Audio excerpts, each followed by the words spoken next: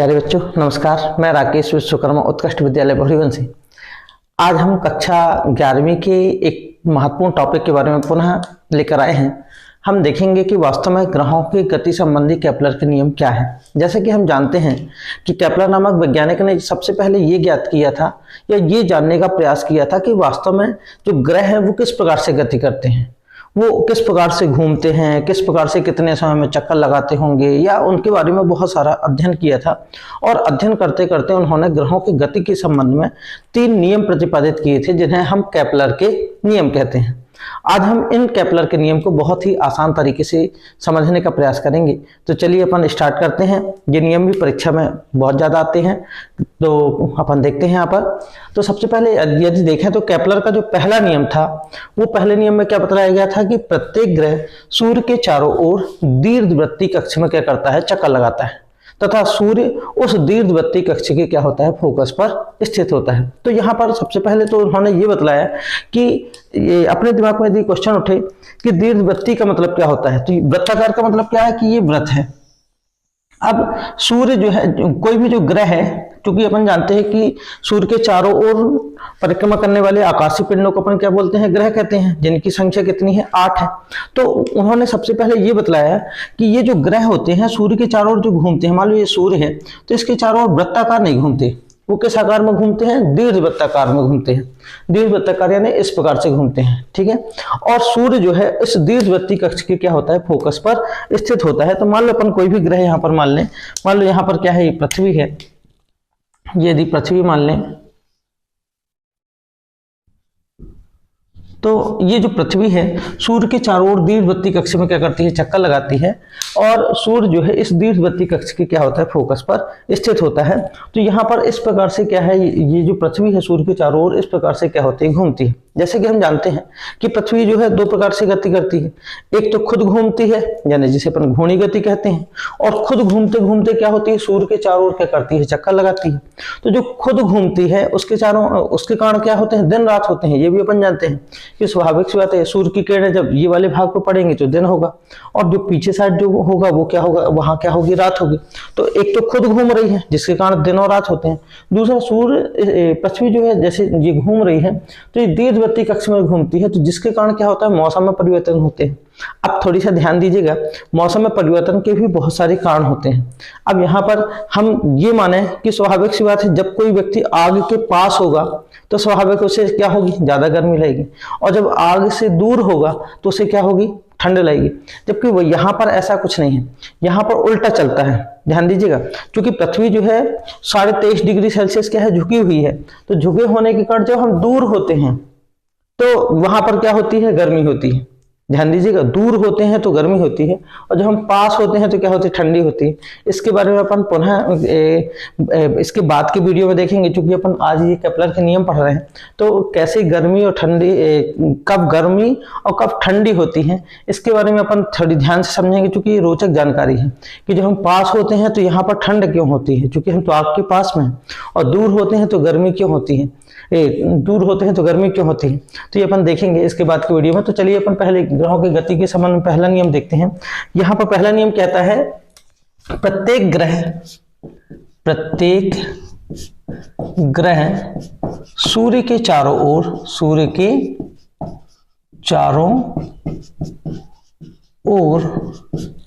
दीर्घवृत्ताकार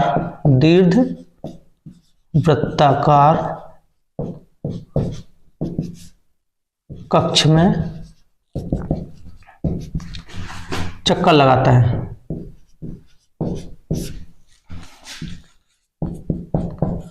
प्रत्येक ग्रह सूर्य के चारों ओर दीर्घवृत्ताकार कक्ष में चक्कर लगाता है, तथा सूर्य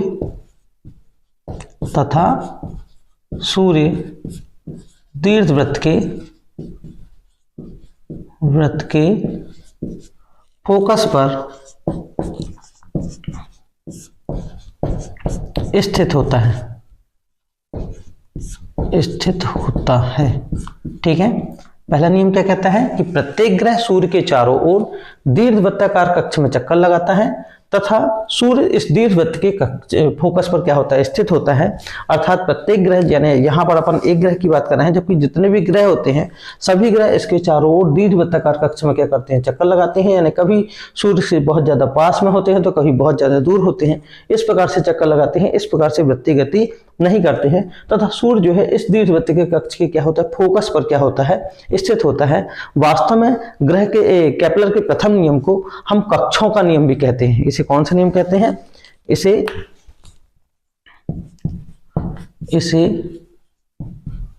कक्षों का नियम भी कहा जाता है। ये विकल्प में अनेक बार ये क्वेश्चन पूछा गया है कि केपलर के प्रथम नियम को खालिस्तान का नियम कहते हैं। केपलर के प्रथम नियम को खालिस्तान का नियम कहते हैं। तो याद रखिएगा कि केपलर के जो प्रथम नियम है उसे हम वास्तव में कक्षों का नियम कहते हैं। ठीक है, तो पहला नियम सभी को समझ में आ गया होगा। दूसरा नियम देखते हैं अपन। तो केपलर का जो दूसरा नियम है कि किसी ग्रह को सूर्य से मिलाने वाली रेखा समान समय अंतराल में समान क्षेत्रफल क्या करती है, तय करती है। जैसे अपन देखें यहाँ पर कि मान लो कोई ग्रह है, वो सूर्य के चारों ओर दीर्घवृत्तीय कक्ष में क्या करता है, चक्कर लगा रहा है। अब वो कहाँ पर है, यहाँ पर है। ठीक है, अपन जानते हैं कि एक जैसे पृथ्वी है, पृथ्वी का सूर्य के चारों ओर जो परिक्रमण काल होता है वो 365 दिन और 6 घंटे का लगभग होता है। तो हम यदि यहाँ पर देखें कि पृथ्वी जो है सूर्य के चारों ओर, मान लो ये यहाँ पर है और 1 महीने के बाद वो यहाँ पर आ जाती है। ठीक है, अब इसको देखें अपन यहाँ से, तो कहाँ से कहाँ तक चली गई, 1 महीने में अपन देखें तो ये वाला क्षेत्रफल तय कर लिया उसने, इतना क्षेत्रफल उसने क्या कर लिया, उसने तय कर लिया। ठीक है, 1 महीने में। अब इसी की बात करें, जब ये मान लो ये A है, ये B है और ये वाले बिंदु को अपन क्या मान लें, O मान लें। ठीक, अब यहाँ पर जब दूर जाती है, क्योंकि दीर्घवृत्तीय कक्ष में चक्कर लगाती है, तो जब दीर्घवृत्तीय कक्ष में चक्कर लगाती है तो हम कुछ समय के पश्चात पुनः देखें तो यहाँ पर है मान लो C पर, और 1 महीने बाद वो कहाँ तक जा रही है, मान लो यहाँ पर जाती है। ठीक है, इसको भी अपन यहाँ से मिला देते हैं इस तरह से।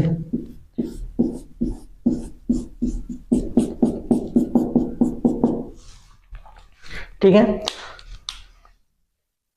तो यहां पर क्या देखते हैं अपन कि यहां का जो क्षेत्रफल होगा, AOB का जो क्षेत्रफल होगा कहां पर, COD के क्षेत्रफल के क्या होगा, बराबर होगा।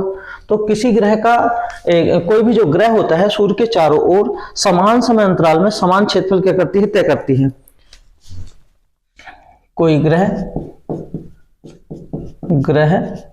सूर्य के चारों ओर समान समय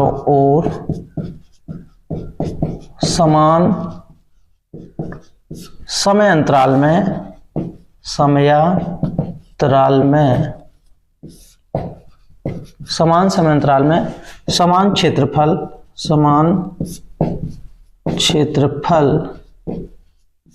तय करता है। ठीक है, तो सूर्य के चारों ओर कोई भी जो ग्रह कोई जो ग्रह होता है सूर्य के चारों ओर समान समय अंतराल में समान क्षेत्रफल तय करता है।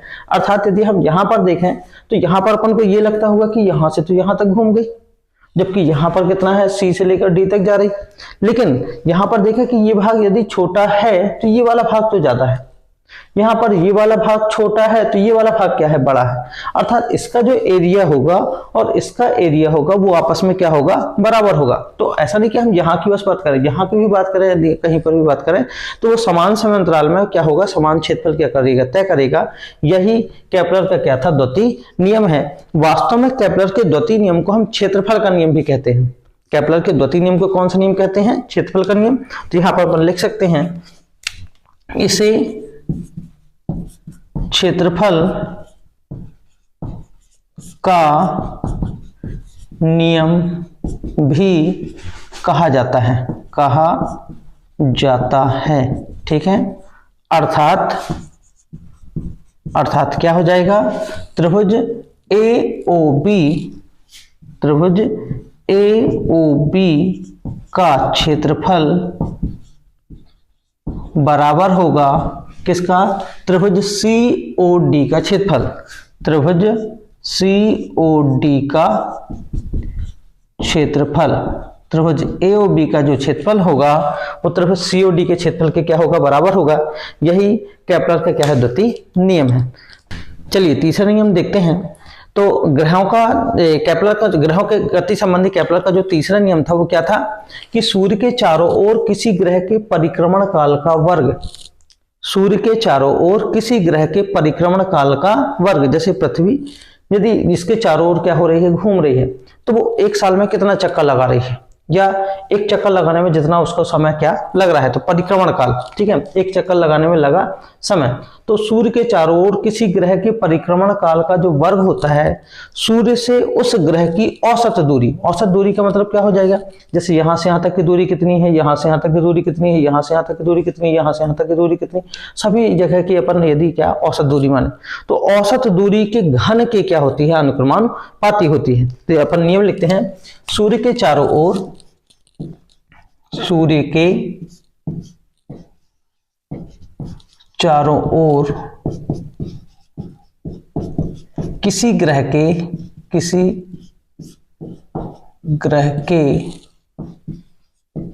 परिक्रमण काल का वर्ग, सूर्य के चारों ओर किसी ग्रह के परिक्रमण काल का वर्ग सूर्य से उस ग्रह की औसत दूरी या इसी को माध्य दूरी भी कह देते हैं, औसत दूरी के घन के अनुक्रमानुपाती या समानुपाती, अनुक्रमानुपाती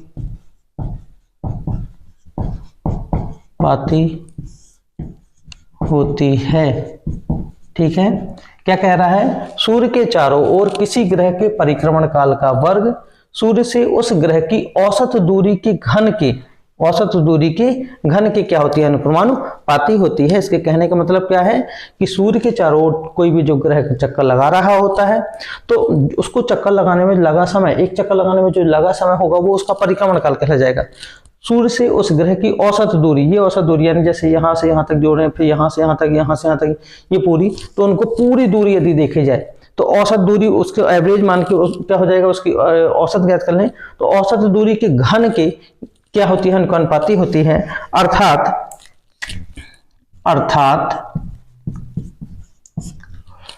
यदि परिक्रमण काल कितना हो, t हो, तो t की घात 2 अनुक्रमानुपाती क्या हो जाएगा, r की घात 3, जहां t क्या हो जाएगा, ग्रह का परिक्रमण काल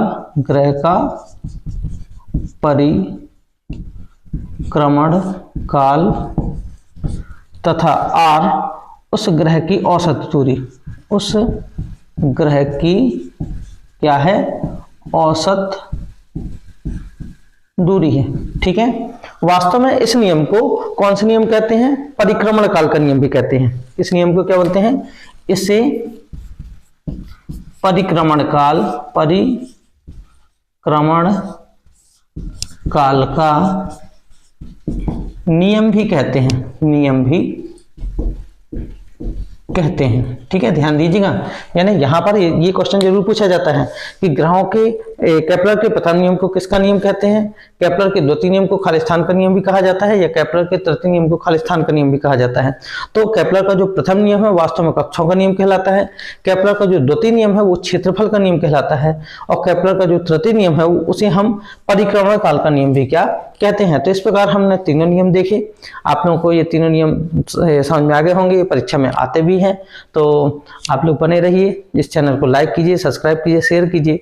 अपन नेक्स्ट टॉपिक के साथ पुनः उपस्थित होते हैं। अगला जो टॉपिक रहेगा अपना पलायन वेग से संबंधित रहेगा। जो पलायन वेग से संबंधित एक क्वेश्चन है जो परीक्षा में पूछा जाता है, तो अपन उसे लेकर आएंगे। तो इसके लिए धन्यवाद, फिर मिलते हैं। जय हिंद, जय भारत।